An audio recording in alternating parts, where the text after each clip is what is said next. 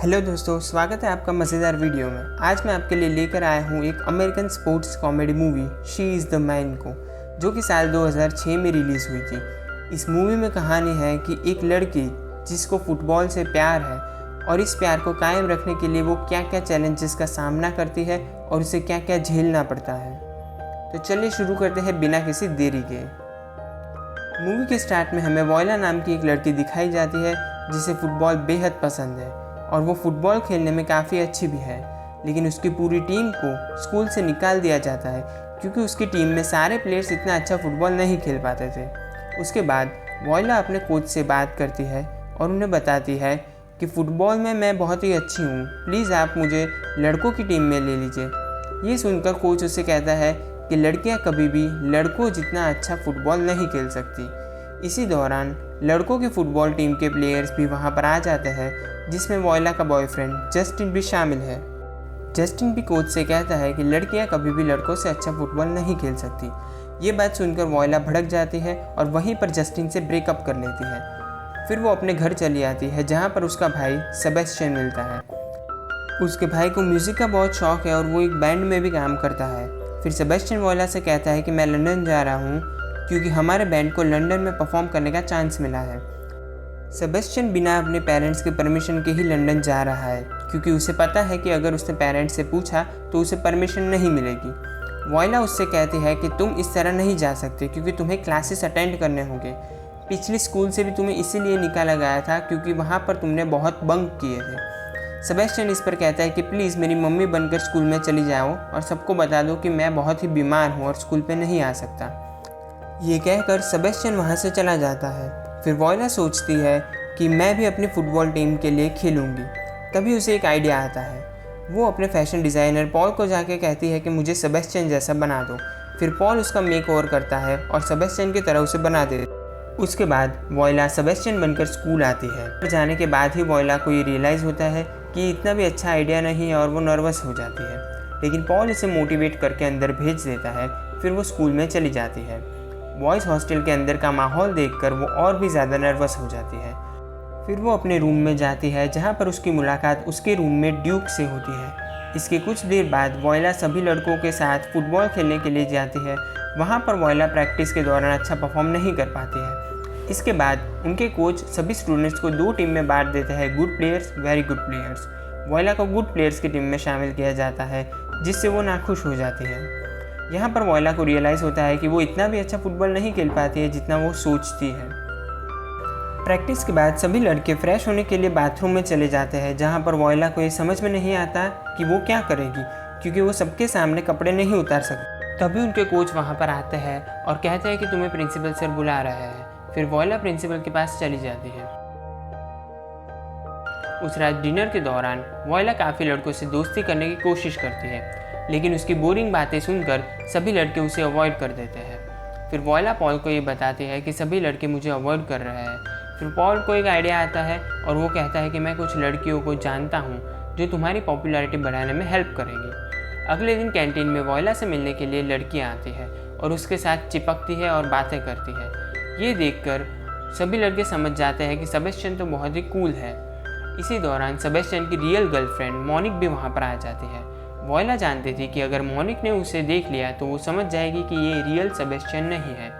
इसीलिए voila monic को ignore कर देती है, जिसकी वजह से मोनिक की वहाँ पर बेइज्जती हो जाती है। लेकिन इस बात से सभी लड़के वॉयला को चीयर करते हैं।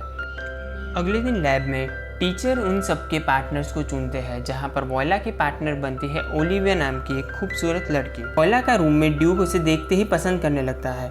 लैब में साथ में बैठकर और बातें करके वॉयला और ओलिविया की अच्छी दोस्ती हो जाती है। क्लास के बाद ड्यूक वॉयला से कहता है कि प्लीज़ तुम मेरी भी दोस्ती ओलिविया से करवा दो, लेकिन वॉयला कहती है कि मैं ऐसा तभी करूँगी जब तुम मुझे अच्छे से फुटबॉल खेलना सिखाओगे। ड्यूक इस ऑफ़र को एक्सेप्ट कर लेता है और दोनों फुटबॉल की प्रैक्टिस करने लगते हैं। वॉयला धीरे धीरे फुटबॉल में इम्प्रूव होती है और वॉयला की इस इम्प्रूवमेंट को देखकर कोच उसे गुड प्लेयर्स की टीम से हटाकर वेरी गुड प्लेयर्स की टीम में डाल देते हैं। अब एक बार सेबेस्टियन का वॉयला को कॉल भी आता है, जहाँ पर वॉयला ये नहीं बताती कि मैं सेबेस्टियन बनकर तुम्हारे स्कूल अटेंड कर रही हूँ। अब क्योंकि ड्यूक की वजह से ही वोयला का फुटबॉल इतना इम्प्रूव हुआ है, इसीलिए वोयला ओलिविया से बात करती है कि प्लीज़ तुम ड्यूक के साथ एक बार डेट पर चली जाओ। लेकिन ओलिविया कहती है कि ड्यूक मेरे टाइप का लड़का नहीं है, और फिर वो वोयला से ही फ्लर्ट करने लगती है क्योंकि उसे लगता है ये सेबेस्टियन है। तो वोयला उसे ये कहती है कि तुम भी मेरे टाइप की लड़की नहीं हो। फिर ओलिविया ड्यूक के साथ डेट पर जाने के लिए तैयार हो जाती है। वोयला जब ये ड्यूक को बताती है तो ड्यूक बहुत ही खुश हो जाता है। अगले दिन ड्यूक, वोयला और उसके बाकी सारे दोस्त कार्निवल में साथ में जाता है। वोयला कार्निवल में इसलिए आई थी क्योंकि उसके पेरेंट्स भी वहाँ पर आने वाले थे। यहाँ पर वोयला सेबेस्टियन की गर्लफ्रेंड मोनिक को देख लेती है। वो रियल वाली वोयला बन जाती है और फिर अपनी माँ से भी मिलती है। कार्निवल के किसिंग बूथ में अब वोयला का शिफ्ट होता है और यहाँ पर किस करने के लिए ड्यूक को चांस मिलता है, इसीलिए दोनों किस करने लगते हैं। वोयला भी इस किस को काफ़ी एंजॉय करती है। इससे हमें ये पता चलता है कि वोयला के दिल में भी अब ड्यूक के लिए फीलिंग्स जागने लगी है। लेकिन उन दोनों को किस करते हुए वोयला का एक्स बॉयफ्रेंड जस्टिन देख लेता है। फिर ड्यूक की और जस्टिन की लड़ाई हो जाती है। अगले दिन वोयला और ड्यूक मिलते हैं। तब ड्यूक उससे पूछता है कि कल कार्निवल में तुम कहाँ गायब हो गए थे। तो वोयला उससे कहती है कि तुम्हारे नाक पर ये चोट कैसे लगी। ये सुनकर ड्यूक कहता है कि मेरी तुम्हारी बहन वोयला के बॉयफ्रेंड के साथ लड़ाई हो गई थी और मैं तुम्हारी बहन को पसंद भी करने लगा हूँ। अब वोयला भी ड्यूक को पसंद करने लगी थी, इसलिए वो ड्यूक को ऐसा करने के लिए और एनकरेज करती है। दूसरी ओर ओलिविया वोयला को सेबेस्टियन समझकर उसे पसंद करने लगी थी, पर सेबेस्टियन ने तो उसे पहले ही रिजेक्ट कर दिया था।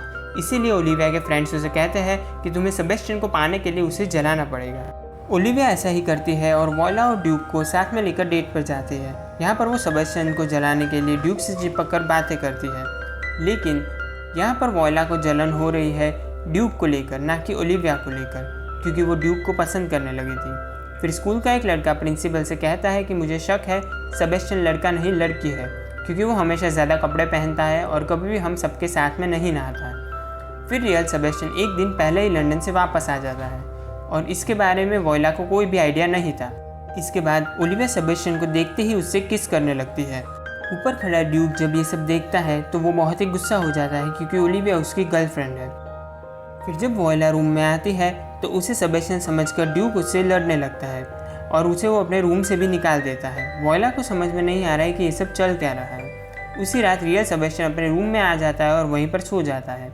अगली सुबह फुटबॉल मैच होने की वजह से फुटबॉल प्लेयर्स आकर सेबेस्टियन को उठाकर ले जाते हैं। सेबेस्टियन भी यहाँ पर कंफ्यूज है कि उसका सिलेक्शन आखिर फुटबॉल टीम में कैसे होगा। उधर जिस लड़के को सेबेस्टियन पर शक था वो रिसर्च करके प्रिंसिपल को प्रूव कर देता है कि सेबेस्टियन एक लड़का नहीं लड़की है।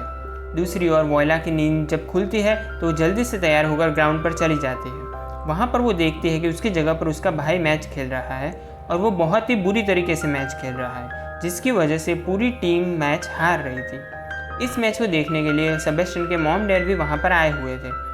मैच के बीच में ही प्रिंसिपल प्लेग्राउंड में जाकर माइक से अनाउंस करता है कि सेबेस्टियन एक लड़का नहीं लड़की है। जब रियल सेबेस्टियन ये सब सुनता है तो वो कहता है कि मैं लड़का ही हूँ और अपनी बात प्रूव करने के लिए वो सबके सामने अपने पैंट उतार देता है। देख लो। ये देखकर सबको विश्वास हो जाता है कि असल में सेबेस्टियन एक लड़का है। इसके बाद मैच का हाफ टाइम होता है, जिसके दौरान वोयला सेबेस्टियन से मिलती है और पूरी कहानी उससे बताती है कि किस तरह से वो सेबेस्टियन बनकर स्कूल आती थी। फिर सेबेस्टियन सारा मामला समझ जाता है और हाफ टाइम के ख़त्म होने पर वोयला सेबेस्टियन की जगह पर खुद ही फुटबॉल खेलने के लिए चली जाती है। यहाँ मैच के दौरान ड्यूक अभी भी सेबेस्टियन से नाराज़ होता है और वो वोयला को बॉल पास नहीं करता है। फिर वोयला और ड्यूक के एक्स बॉयफ्रेंड जस्टिन के बीच में लड़ाई भी हो जाती है और वहाँ पर ओलिविया भी आ जाती है। सिचुएशन को इतना मैस्ड अप देखकर वोयला बहुत ज़्यादा फ्रस्ट्रेट हो जाती है और फिर वो अपना सच ड्यूक को बता देती है। लेकिन उसकी बातों पर कोई भी भरोसा नहीं करता है, इसलिए वो अपनी बात प्रूव करने के लिए टी शर्ट ऊपर कर देती है। देख लो, मैं लड़की हूँ। सब ये देखकर शॉक हो जाते हैं और समझ जाते हैं कि ये वोयला है। फिर दूसरी टीम के कोच कहते हैं कि एक लड़की इस मैच को नहीं खेल सकती और दूसरे कोच कहते हैं कि हमारे देश में लड़के और लड़की को समान माना जाता है और दोनों बराबर है। उसके बाद मैच फिर से शुरू होता है, जहाँ की वोयला बहुत ही अच्छा परफॉर्म करती है और एक कमाल का गोल मार के अपनी टीम को जिता देती है। सब इससे बहुत ही खुश होते हैं और फिर रात को वोयला और ड्यूक मिलते हैं और यहाँ से शुरुआत होती है उनकी एक बहुत ही खूबसूरत रिलेशनशिप की। अगर ये वीडियो आपको पसंद आया है तो लाइक और कमेंट ज़रूर कीजिए और साथ में चैनल को सब्सक्राइब कर दीजिए। Thanks for watching.